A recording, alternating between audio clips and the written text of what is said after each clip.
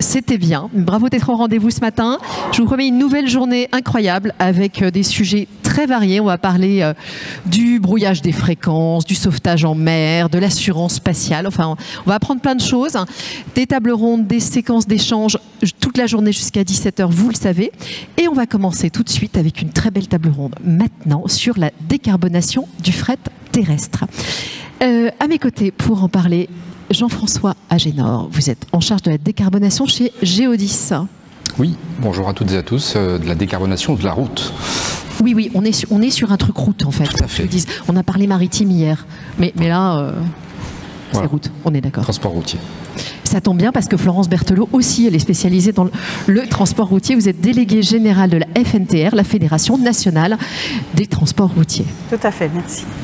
À vos côtés, Yves Demier, bonjour. Vous êtes directeur transport du groupe de RET. J'ai marqué plein de choses. Vous êtes un pionnier des véhicules électriques du dernier kilomètre. On rentrera dans le détail. C'est ça. À vos côtés, Émeric Larcher. Bonjour Émeric. Vous êtes directeur commercial grand compte chez Renault Trucks, une filiale de Volvo comme c'est bien connu, et spécialiste aussi de l'électrification du camion et de la route. Alors, j'aimerais qu'on commence peut-être par un état des lieux. On sait tous bien sûr acheter une voiture électrique hors de prix. On va voir ce qui se passe sur la route pour les transporteurs. Alors peut-être Florence, faites-nous un tableau du transport de fret aujourd'hui et de sa décarbonation. Alors moi j'aime rappeler le slogan de la FNTR que si vous l'avez, c'est qu'un camion vous l'a apporté. Alors si vous n'aimez pas les camions, c'est un camion qui vous apporte tout.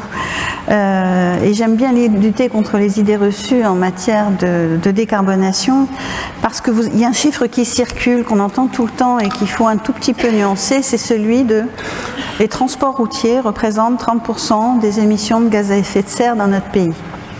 Sauf que quand on parle de transport routier, on parle aussi des voitures, des mobylettes, des caravanes, de tout ce qui a un moteur, évidemment des camions. Si on regarde les chiffres officiels d'un organisme qui dépend du ministère des Transports qui s'appelle le CITEPA, les poids lourds seuls, en fait, et ça baisse encore, 7,34% des émissions de gaz à effet de serre. On est d'accord que c'est trop. À ça, il faut peut-être rajouter les véhicules utilitaires légers. Mais à chaque fois qu'on entend 30%, les gens entendent les camions représentent 30% des émissions de gaz à effet de serre. C'est faux.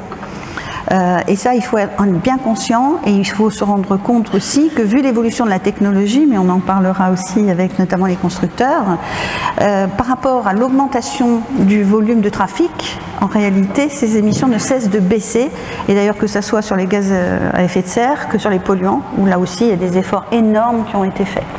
Donc voilà, quand on aborde la décarbonation, j'aime bien ramener ces chiffres.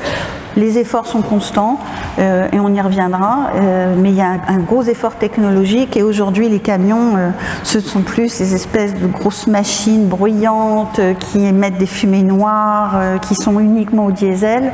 Ça c'est une idée qui est reçue, mais qu'il faut rappeler parce qu'il y a toujours cette mauvaise image qui est attachée à nos camions et à notre secteur. Jean-François, concrètement, comment ça se passe chez vous ? Alors, tout d'abord, juste pour présenter très rapidement Geodis. Geodis est un des leaders mondiaux du secteur transport et logistique, entreprise française, filiale de la SNCF. Et donc aujourd'hui, Geodis, c'est 50 000 collaborateurs, un peu moins de 5 000 camions dans le monde et 11 milliards d'euros de chiffre d'affaires. Donc l'enjeu, on va dire, des 10 dernières années, ça a été de construire une comptabilité carbone. Ça prend énormément de temps, c'est complexe.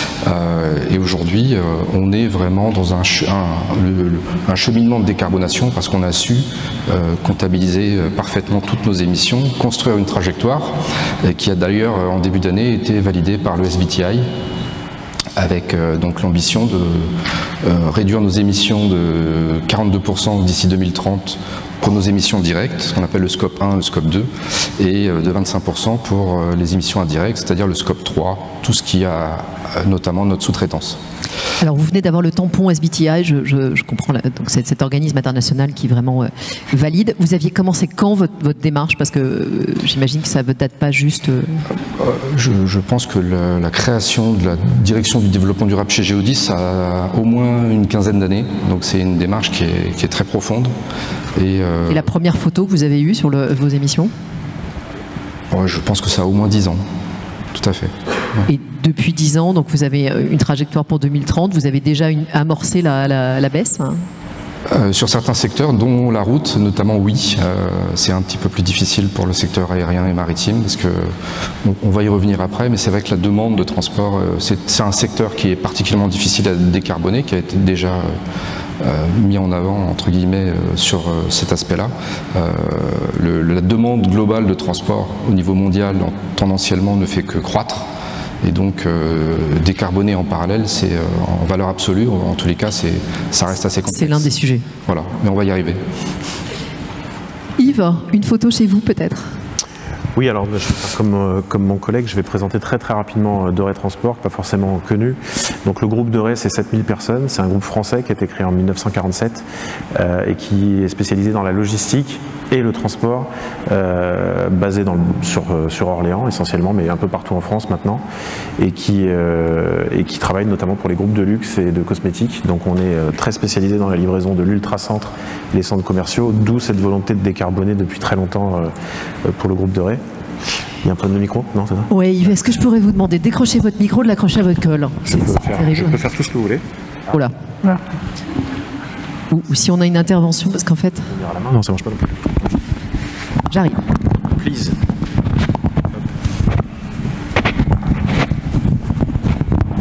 Ça marche comme ça?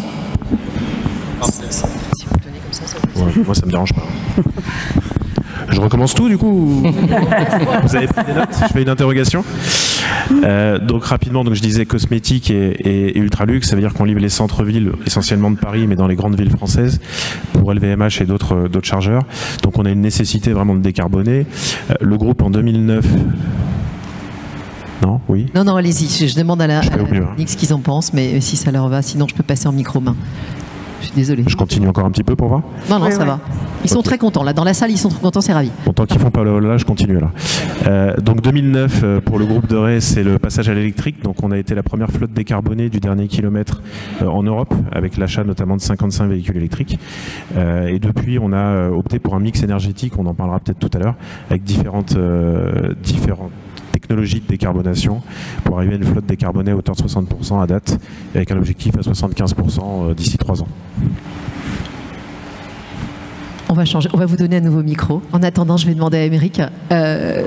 Émeric, je disais tout à l'heure que vous étiez assez en avance en termes de politique sur vous. Enfin, vous avez décidé un beau jour qu'il fallait passer à l'électrification de façon au camion électrique de façon presque un peu forcée. Alors racontez-nous cette démarche et comment voilà, vous l'avez mise en œuvre. Ouais, alors déjà ce qu'on peut dire, c'est qu'au niveau des constructeurs, il y a une législation qui s'appelle Vecto, qui impose en 2025 de réduire de 15% les émissions de CO2 des camions qu'on met à la route par rapport à la référence 2019. Et ce 15% devient 43% en 2030, qui impose aux constructeurs d'avoir près d'un véhicule sur 3 en 2030 qui est mis à la route, qui est électrique. Hein, on parle de gros camions. Renault Trucks a fait un choix très tôt de se lancer dans la décarbonation et d'accompagner ses clients dans des solutions qui soient décarbonantes et durables. Et on a la gamme la plus large et la plus décarbonée du marché, puisqu'on va du vélo cargo jusqu'au tracteur 44 tonnes électrique. Tout ça assemblé dans nos usines en France. Et aujourd'hui, c'est une réalité le camion électrique chez Renault Trucks, puisque c'est 1300 camions, gros camions, en France qui sont en exploitation chez les clients. Ça représente 30 millions de kilomètres qui ont été parcourus. C'est à la fois le métier du transport sec, du métier du transport en température dirigée, de la benne ordure ménagère, de la construction. Donc c'est aujourd'hui une vraie réalité sur laquelle on apprend. Et quand vous regardez le parc électrique aujourd'hui, alors certes on parle de chiffres qui sont encore petits, mais 70% du Renault Trucks. Je vais inverser le camion électrique sur l'ensemble de la flotte, c'est... Alors aujourd'hui, par rapport à nos ventes 2024, Renault Trucks, c'est 5% de ses ventes. Voilà. Oui, mais je vais être vache et je vais reposer la question. Allez-y. Sur l'ensemble de la flotte, le camion électrique, c'est quoi? Sur l'ensemble de la flotte, vous voulez dire dans l'ensemble du parc aujourd'hui français? Oui. J'ai pas le chiffre, mais on doit être à moins de 1%. Voilà, c'est quand même... la croissance est énorme, mais il faut se rendre compte qu'aujourd'hui, je vous vois approuver, Florence, c'est encore tout petit. Oui, c'est tout petit, même si en fait les ambitions sont vastes. Hein. Quand on entend d'ailleurs les entreprises, ils se sont donné des objectifs très ambitieux. Les pouvoirs publics européens et nationaux aussi. Alors je sais qu'il faut toujours se dire, il faut être ambitieux, se fixer des objectifs. Nous, on a plutôt tendance à dire à la FNTR, donnez-nous des objectifs plus raisonnables que l'on dépassera, que des objectifs inatteignables où finalement on fera le constat que si on n'y arrive pas, c'est que les transporteurs sont des méchants qui veulent polluer la planète. Enfin, j'exagère un peu, mais c'est un petit peu ce sentiment. Aujourd'hui, le problème, c'est que tout le monde se focalise sur l'électrique. C'est une excellente solution, notamment en zone urbaine. Mais il n'y a pas que l'électrique. Alors un mot peut-être sur la feuille de route de décarbonation du secteur. Voilà, la feuille de route de décarbonation, c'est l'exercice auquel tous les secteurs se sont prêtés en application d'une loi qui s'appelle Climat et Résilience. Donc on a changé un petit peu les objectifs de nouvelles immatriculations à horizon 2025, 2030 et 2040. Donc on s'est aperçu que finalement des solutions telles que par exemple le GNV, le gaz naturel véhicule, qui avait été très promu ces dernières années, en fait, allait probablement décliner au bénéfice de l'électrique. Le but, c'est en fait quitter les énergies fossiles plus que les moteurs thermiques. Mais ça, c'est encore un débat acharné au niveau européen. Nous, on croit aussi beaucoup que pour les plus petites entreprises, il faut passer par ce qu'on appelle des carburants liquides bas carbone, c'est-à-dire c'est pas du diesel issu du pétrole, mais c'est ce qu'on appelle du HVO, des huiles végétales et autres, qui sont aussi de très très bonnes. Vous croyez que c'était passé de mode, les huiles végétales? Pas du tout. Maintenant, il y a une vraie technologie pointue qui permet, en fait, sans changer la configuration de la motorisation, et c'est pour ça que c'est intéressant pour les plus petites entreprises. Elles s'achètent un camion diesel, mais elles mettent une énergie qui est moins carbonée dedans. Pour nous, c'est un premier pas pour les plus petites entreprises pour aller dans une logique de transition énergétique. Après, quand on veut aller directement sur l'électrique, il faut le faire en accompagnement avec son client, parce qu'un camion électrique aujourd'hui est beaucoup plus cher, mais beaucoup plus cher qu'un camion diesel. Et là, c'est un pas de géant à faire économiquement. On va y revenir. En effet, c'est l'un des freins principaux, si j'ai bien compris. Peut-être un point, Jean-François. On avait des slides que j'ai un peu oubliés avec nos problèmes de micro. Mais on va aller chercher une slide, je crois que vous aviez préparé, Jean-François, sur vos leviers de décarbonation. Oui, parce que comme je disais, le secteur transport est particulièrement difficile à décarboner. On a beaucoup parlé de transition énergétique, mais heureusement c'est pas le seul levier dont on dispose. C'est plutôt la bonne nouvelle, c'est qu'on en a 5. Donc la première des choses que peuvent faire les acteurs, c'est des leviers qu'on ne peut activer que conjointement entre clients, transporteurs, et c'est le fruit d'une collaboration resserrée entre les différents acteurs pour pouvoir y arriver. Mais pour faire très court, le premier levier, c'est d'optimiser les routes, les chemins, les tournées, faire en sorte de ne pas transporter quand ça n'est pas nécessaire. Pour avoir fait 25 ans de transport, je peux vous assurer que j'en ai vu des vertes et des pas mûres sur le transport inutile. Donc ça fait partie des choses qu'il faut éradiquer. C'est aussi l'angle du camion vide, ne pas transporter, ne pas déplacer un camion vide. C'est plutôt le troisième levier, si j'ai bonne mémoire. Le deuxième levier qui est très puissant, c'est le report modal, pardon. Donc évidemment utiliser les voies maritimes plutôt que les voies aériennes, parce que l'intensité carbone d'un transport maritime est infiniment moindre que celui du transport aérien. D'aller vers du multimodal en insérant du ferroviaire dans les circuits de transport routier, ou faire du ferroviaire tout court. On a les barges, etc. Enfin voilà, tous les moyens de transport bas carbone doivent être privilégiés le plus possible à l'avenir. Le troisième levier, donc c'est l'optimisation des moyens, donc réduire le transport à vide, ce qu'on appelle dans le monde du transport saturer les camions, faire en sorte que chaque camion soit optimisé, ou chaque moyen de transport en général soit optimisé au maximum. Le quatrième levier, donc là on arrive quand même plutôt sur des sujets technologiques, c'est de sélectionner les meilleurs matériels, les moins émissifs, les consommations les plus faibles, qu'on parle d'un camion, d'un avion, d'un bateau, et aussi agir sur un acteur très important dont on n'a pas encore parlé, qui est le conducteur, qui a son rôle à jouer, qui doit être un ambassadeur de l'entreprise aussi, en développant des capacités de conduite améliorées, on peut avoir des performances de l'ordre de 5 à 10% de consommation assez facilement avec un conducteur qui est motivé à conduire et à pratiquer ce qu'on appelle la conduite rationnelle. Et puis le dernier levier, évidemment, c'est la partie énergétique, hein, c'est passer d'énergie fossile vers des énergies bas carbone. Et en fait, c'est vrai qu'en termes de grand public, c'est souvent ce dernier levier qu'on entend le plus souvent, enfin qu'on évoque le plus souvent. Et vous avez une idée de ce que peut représenter alors je ne sais pas si c'est en pourcentage, en réduction, enfin voilà, l'importance de ces différents leviers. On parle que d'une énergie alternative. Ça représente quoi en gain possible et les autres, on a une Florence ou Alors, c'est ce que dit Jean-François est très, très juste parce qu'en fait, et sur les 5, on réduit à 2. Il y a le verdissement des flottes, c'est le 4e levier, et tout le reste, c'est ce qu'on appelle le verdissement du fret. Une manière raccourcie de dire qu'il y a beaucoup d'autres leviers, et nous on estime, que ce soit au niveau national ou au niveau européen, parce que l'IRU, qui est notre organisation internationale, dit la même chose, le verdissement du fret, c'est 50% de la décarbonation. Et l'air de rien, report modal, attitude du conducteur, éco-conduite, aérodynamique aussi des véhicules, etc., ça peut contribuer à 50% de la décarbonation. Yves, je vous voyais opiner, oui, vous arrivez à travailler sur les différents, avec vos conducteurs, qu'est-ce que vous faites concrètement? Oui, effectivement, c'est un mix de tout, hein, je suis assez d'accord avec tout le monde, mais je crois beaucoup à l'intelligence opérationnelle. Vous parlez de mutualisation et d'optimisation. Alors pour travailler, sans donner les noms des marques, avec des entreprises de luxe, donc du coup qui livrent des magasins, que ce soit dans les Champs-Élysées, Boulevard Haussmann, etc., ils ont des véhicules qui sont dédiés pour la plupart, pour des raisons de sécurité aussi et de livraison avec des gardiens sur des problèmes de sûreté, mais ça reste des véhicules qui sont à moitié remplis, et je suis gentil quand je dis à moitié remplis, donc nous, notre travail, c'est d'aller leur expliquer, d'une part, de faire un gagnant-gagnant, c'est d'optimiser leur budget transport en diminuant le nombre de véhicules sur la route, parce que le camion qui pollue pas, c'est le camion qui roule pas, c'est encore plus simple, et un camion qui pollue moins, c'est un camion qui remplit. Donc on essaie de les amener vers cette solution qui, en termes d'investissement, est la plus facile, entre guillemets. Ça permet en plus pour les transporteurs de récupérer de la capacité pour développer le business. Donc c'est plutôt gagnant-gagnant pour tout le monde. Et nous, on travaille beaucoup sur cette solution. Et sur vos chauffeurs, le mode de conduite, je sais que c'est un des sujets en termes de formation qui est important pour beaucoup de transporteurs. Absolument. Nous, donc on est plus petit que Géodis, hein, mais on a du coup mis en place un formateur à notre échelle. Donc on a 200 conducteurs sur le groupe, un formateur du coup, et on a utilisé différents leviers via des sociétés comme l'Aftral, etc. pour éduquer, j'aime pas le terme, mais en tout cas aider nos conducteurs à optimiser leur conduite. Donc c'est-à-dire diminuer les freinages brusques, travailler avec le véhicule pour diminuer la consommation. On peut gagner 0,5, 1 ou 2 litres au 100, ce qui est énorme sur une flotte qui travaille avec des montants de 3 millions ou 4 millions d'euros de gasoil par an.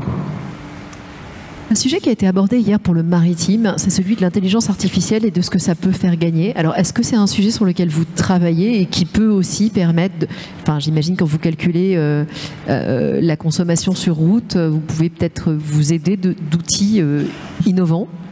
Pas du tout. Je ne l'avais pas préparé, celle-là. Non, mais c'est bien freestyle. Hein. C'est bien. Alors, on est en train de travailler, puisqu'on a une direction innovation dans le groupe, on travaille sur les différents sujets d'IA. Effectivement, soit pour de l'optimisation de tournée, donc sur la route, parce que ça permet aussi de diminuer les arrêts et les voyages à vide, ce que disait tout à l'heure Jean-François. Et effectivement, on a différentes études en cours. Vous parliez aussi tout à l'heure de maritime et de fluvial. Alors, encore une fois, je refais un focus sur Paris-Centre. Nous, on est en train de travailler avec des sociétés comme Fluidis qui ont des barges électriques ou ULS sur Strasbourg qui travaillent sur le fluvial en report modal, justement pour massifier un maximum de livraison, d'utiliser la Seine ou d'autres canaux ou le Rhin pour aller livrer après les ultra centre-villes comme les Champs-Élysées ou des choses comme ça. C'est des études qu'on est en train de faire. Il y a des tests qu'on soumet à nos clients pour leur montrer qu'il y a des choses qui sont faisables et qui permettent, un, de diminuer les gaz à effet de serre, et deux, aussi d'avoir, c'est important pour certains groupes, une image de décarbonation. Jean-François, peut-être sur l'innovation avec les moyens de Géodis, c'est des sujets sur lesquels vous travaillez aussi? Oui, bien sûr, on a des équipes expertes dans à peu près tous les domaines, notamment une filiale qui s'appelle SCO, donc Supply Chain Optimisation, qui travaille à améliorer, travailler conjointement avec les clients pour regarder de façon à peu près complètement transversale à 360 degrés en fait tous les enjeux clients et trouver des leviers d'optimisation qui peuvent être économiques et dans le monde du transport les leviers économiques sont aussi souvent des leviers de décarbonation. Alors c'est bien joli tout ça, mais il y a quand même pas mal de freins. On a évoqué tout à l'heure le sujet du prix. Émeric, c'est vous qui vendez des camions beaucoup plus chers quand ils sont électriques. Alors expliquez-nous comment on fait. Aujourd'hui, si on regarde un peu les freins, et puis on pourra parler déjà de ce qui est résolu ensuite, mais c'est sûr que la parité économique sur l'électrique, elle n'est pas aujourd'hui atteinte sur l'ensemble des segments. Si on prend un segment comme la benne à ordures ménagères, aujourd'hui il y a parité économique. Alors c'est sûr qu'on a un coût d'investissement qui est plus cher. Un camion électrique, ça vaut 2 à 3 fois plus cher qu'un camion thermique. Mais le coût de l'énergie et le coût opérationnel est plus faible. Voilà. Donc sur une benne à ordures ménagères qui consomme 60 à 80 litres au 100, l'électrique, déjà aujourd'hui, remporte le match d'un point de vue économique. Voilà. Mais petit à petit, on atteint des coûts globaux qui sont très proches. Et sur la distribution, on peut être à plus 10, plus 20% aujourd'hui avec une solution électrique par rapport à une solution thermique. Et puis, plus on va s'approcher de 2030, plus on va converger. Voilà, donc ça, c'est le premier frein. Le deuxième frein, c'est l'infrastructure de recharge, puisque aujourd'hui, quand on a déployé, nous, et à date, là, les 1300 véhicules qui tournent ce matin, ils tournent principalement autour de tournées où ils viennent se recharger sur des dépôts. Donc c'est ce qu'on appelle la recharge privée. Donc on accompagne nos clients sur cette partie-là. La recharge publique, elle est en train de se déployer. On a fait une société avec le groupe Traton et le groupe Daimler, deux de nos concurrents, pour déployer 1700 points de recharge en Europe d'ici 2027. Donc ça va venir, mais ça met... Aujourd'hui, on ne fait pas Paris-Marseille en camion électrique. Aujourd'hui, Yves a répondu. Aujourd'hui, on a par exemple un client qui fait 700 km par jour, mais ça impose un nouveau design de la tournée. C'est-à-dire que oui, il va falloir recharger, il va falloir faire des recharges intermédiaires. Donc oui, on peut faire un Paris-Marseille. D'un seul tenant, non. Maintenant, c'est sûr, alors tout le monde a en tête que l'autonomie, c'est un frein. Aujourd'hui, on a des autonomies sur des camions autour de 300 km, ce qui permet déjà de faire pas mal de tournées. Fin 2026-2027, on sera à 500 voire 600 km. Donc là, on va pouvoir, je dirais, adresser du point de vue de l'autonomie, je dirais, des usages beaucoup plus larges. Donc pour moi, l'autonomie, c'est bientôt derrière nous en termes de frein. C'est quelque chose qui, voilà. Donc, mais oui, le financement, c'en est un. Et principalement, ça impose d'arriver avec des solutions de financement, puisque pour un transporteur, sortir en termes de capex, en termes de cash, 2 à 3 fois plus, ça impose un accompagnement spécifique. Juste pour que chacun se rende compte, s'offrir un petit camion, enfin un moyen camion électrique, c'est quel ordre de grandeur?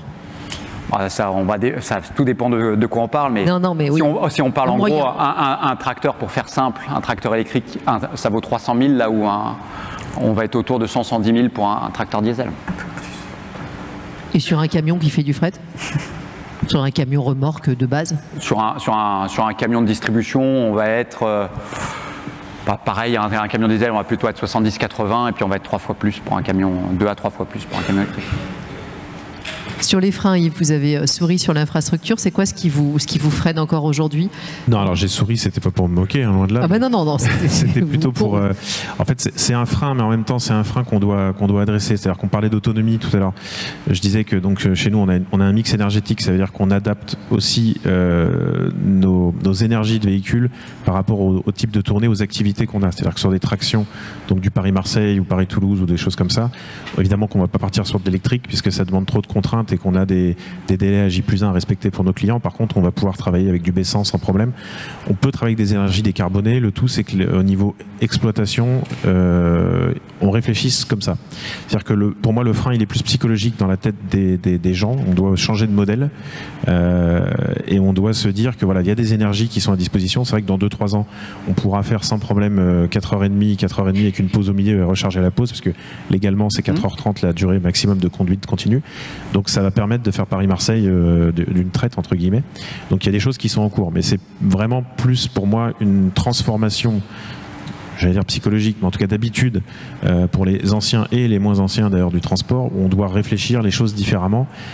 Et il y a un autre sujet pour moi dans les freins, on l'a évoqué sans l'évoquer, tu parlais de TCO tout à l'heure, donc c'est le coût complet pour l'électrique, et effectivement à plusieurs années en fonction des tournées, ça peut être beaucoup plus rentable d'avoir de l'électrique qu'autre chose. Par contre, ça veut dire qu'il faut aussi emmener nos clients vers des contrats longs, et dans le transport, c'est pas forcément quelque chose qui est très apprécié par les clients. C'est-à-dire quand vous investissez sur du 5, 6, 7 ans, en fonction des volumes, il faut que votre client vous accompagne. Sinon, vous vous retrouvez au bout de 3 ans avec quelque chose que vous devez repositionner ailleurs. Donc pour moi, le frein, qui peut ne pas en être un, c'est d'emmener notre client vers cette transition et du coup d'aller chercher des financements, entre guillemets, sur la durée avec eux. Florence, peut-être sur cette histoire de qui paye la décarbonation. Ça peut être le transporteur, ça peut être le client. Comment est-ce qu'on négocie ça, si on peut dire? Alors, j'étais hier à Ambition France Transport. Ambition France Transport, c'est une conférence sur le financement notamment des infrastructures. Et portée par Bercy, portée par l'État. Portée par le ministre des Transports et Bercy, pour nous dire qu'il n'y a plus d'argent et donc peut-être qu'il faudrait d'autres prélèvements. Donc vous imaginez bien qu'on y est allé en force. Et sur le coût de la décarbonation, en fait, un chiffre qui est issu de notre feuille de route il y a 2 ans, le surcoût minimal, à horizon 2040 pour l'ensemble du secteur, c'est 53 milliards dans les hypothèses basses, 80 milliards dans les hypothèses hautes. Qui paye? Et on s'est rendu compte qu'en fait, les transporteurs n'ont pas le moyen de l'assumer seuls. Les clients ne veulent pas payer et l'État n'a pas les moyens de faire des aides indéfiniment, même si aujourd'hui on a une fiche C2E qui nous aide beaucoup à acquérir les véhicules, et heureusement qu'on a ça. Et à un moment, le souci, c'est si personne ne veut payer, comment se fait cette décarbonation? Et je rejoins ce qu'a dit Yves, en réalité, il faut vraiment établir une logique partenariale avec nos clients.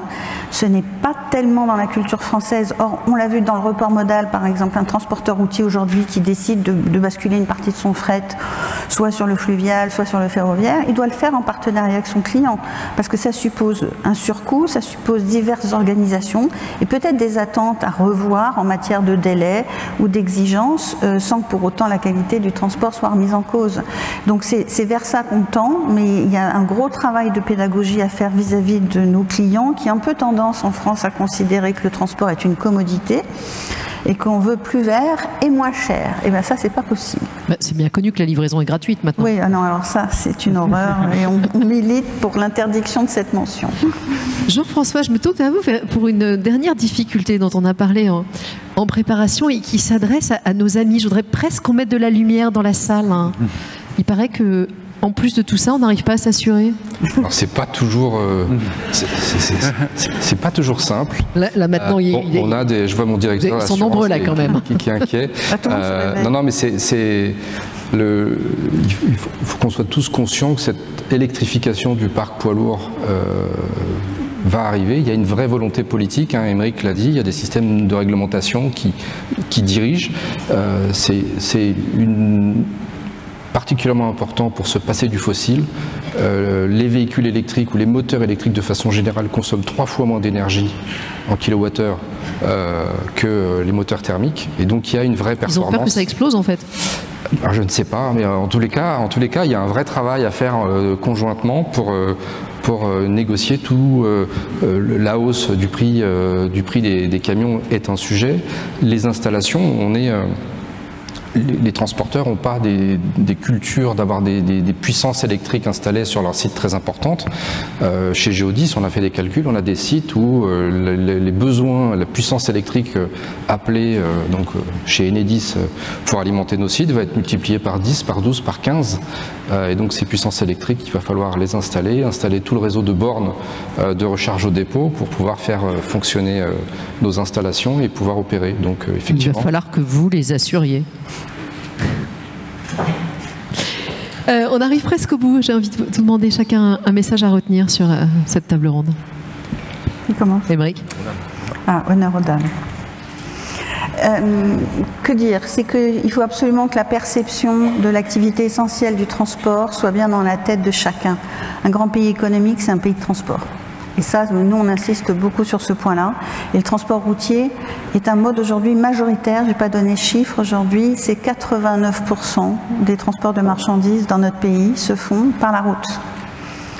9% par le ferroviaire et 2% environ par le fluvial.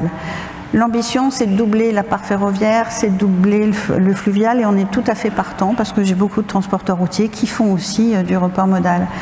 Mais ça veut dire que si on arrive à tenir ces objectifs de doublement, on restera majoritaire à plus de 75%. Ce qui veut dire que nous ne sommes pas le problème, nous sommes la solution. Émeric, un mot de conclusion. Je voudrais revenir là sur ce que disait Yves. On regarde beaucoup le camion dans cette transformation vers l'électromobilité, mais c'est que le haut de l'iceberg.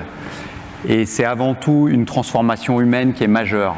Rien que chez Renault Trucks, nous, on a 30 personnes à Lyon qui se lèvent tous les matins et qui pensent électromobilité. On a créé des nouveaux métiers, des managers énergie alternative qui accompagnent les clients dans le verdissement de leur flotte, voient ce qui peut être passé en électrique, qui doit être en biocarburant. Enfin, on a parlé des énergies aussi alternatives, qui regardent aussi les infrastructures, comme l'a dit Jean-François, sur les capacités des sites aussi à accueillir ces puissances.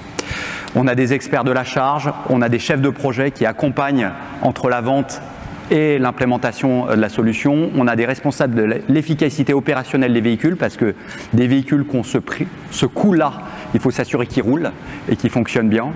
Donc voilà, c'est une transformation majeure dans laquelle on accompagne nos clients. On n'a pas parlé du conducteur, mais c'est la partie facile. Un conducteur qui rentre dans un camion électrique, il ne veut plus en sortir. C'est plus confortable, c'est plus souple, c'est silencieux, et ça redore quelque part l'image du conducteur. Mais il faut accompagner les responsables d'exploitation, les responsables de maintenance. Et puis chez Renault Trucks, on forme aussi les commerciaux de nos clients pour qu'ils vendent les solutions électriques. Donc c'est vraiment une transformation qui est complète dans l'écosystème, et voilà, qu'il faut pas négliger cette partie de la transformation humaine. Vous sentez un vrai frein culturel, en fait, c'est ça que vous me dites? Comme dans tout changement, je dirais. Il y a un côté confortable. Moi, je pense qu'on vit la deuxième révolution. La première, c'est quand on est passé du cheval au camion. Et ça a été une révolution. Hein. Un cheval, c'est beaucoup plus pratique que passer sur un camion. Il y avait des freins à cette époque-là. Aujourd'hui, c'est compliqué. Il faut revoir nos plans de transport, il faut revoir les fiches métiers. C'est une vraie transformation. Et je dirais chez Renault Trucks, on a la chance d'apprendre. On a essuyé des plâtres, hein, avec les 1300 véhicules qui sont en exploitation chez les clients. On apprend tous les jours avec nos clients, aux côtés de nos clients. Et voilà. Et on est en route dans cette transformation en tout cas. Yves, qu'est-ce qu'on doit retenir? Que le micro à la main est plus pratique que le micro-cravate. Donc j'adhère. Non, pour être un plus sérieux, il ne faut pas oublier que dans le transport routier, puisqu'on parle de transport routier, on est dans des entreprises qui font des marges assez faibles, avec des rentabilités assez faibles. Pour preuve, il y a énormément de défaillances d'entreprises depuis quelques années, et beaucoup l'année dernière, notamment avec du coup des rachats. Mais tout ça pour dire que je pense qu'il faut changer aussi le modèle économique entre nous. On parle de Géodis ou d'autres prestataires comme de Ray, mais où on doit travailler ensemble pour faire comprendre, à nos clients, deux, aux institutions, que le changement c'est maintenant, comme dirait quelqu'un. Je ne l'ai pas inventé celle-là, mais c'est hyper important de plus se voir comme des concurrents, mais vraiment des partenaires sur des secteurs différents, ou travailler en tout cas les clients ensemble. Parce que là actuellement ce qui se passe, c'est qu'économiquement c'est complexe, et qu'il y a beaucoup du coup de chasse au prix. Et la chasse au prix, moi je le vis quotidiennement avec des entreprises de luxe, hein, qui sont dans une crise malgré ce qu'on peut dire, et donc ils mettent un frein à la décarbonation, parce que pour eux c'est pas l'urgence. Donc il faut, je pense, qu'on se marche pas dessus et qu'on se mange pas entre guillemets les uns les autres, mais en tout cas qu'on travaille pour faire en sorte que le client conçoive avec nous le transport de demain, quoi. Jean-François, qu'est-ce que vous allez retenir? Plus que jamais, il va falloir collaborer. C'est comme l'a dit Émeric, c'est une révolution. Moi, je suis assez positif. Chez Géodis, on a des clients qui sont des leaders mondiaux, et on voit bien quand même que la trajectoire SBTI, elle pèse aussi dans la décision chez le client. On commence à voir des contrats transport 5 ans. Moi, j'avais jamais vu ça en 25 ans de carrière. Des contrats de 5 ans en transport, ça n'existait pas. Quand vous aviez un contrat de 2 ans avec un client, c'était le bout du monde. Donc l'allongement des contrats, c'est un point. Le premium sur le camion qui permet, ou la solution décarbonée, c'est quelque chose que effectivement les clients doivent accepter de payer, mais ils s'achètent leur décarbonation en parallèle, donc c'est pas non plus quelque chose de complètement gratuit pour eux. Voilà, il faudra qu'on le fasse tous ensemble, on est vraiment sur une période charnière. Moi, je suis assez positif, j'ai l'impression qu'on va y arriver, mais effectivement, il faudra qu'on soit de plus en plus dans la collaboration sur toute la chaîne de valeur. Et depuis ce début d'année où c'est à la mode de dire que la durabilité c'est fini, qu'on abandonne toutes les CSRD, CS3D et autres règles RSE, vous avez senti vos clients reculer ou ça garde la ligne? Chez nous, ça garde la ligne, clairement. Alors, moi, du coup, c'est ce que je disais tout à l'heure sur le luxe. Il y a eu un frein à main qui a été mis assez rapidement sur cette partie-là. Donc, il y a beaucoup de projets. Parce que c'est la crise ou parce que c'est à la mode de reculer là-dessus? Non, parce que c'est leur crise. En tout cas, actuellement, ils sont vraiment en crise et ils priorisent vraiment, entre guillemets, la rentabilité de leurs entreprises.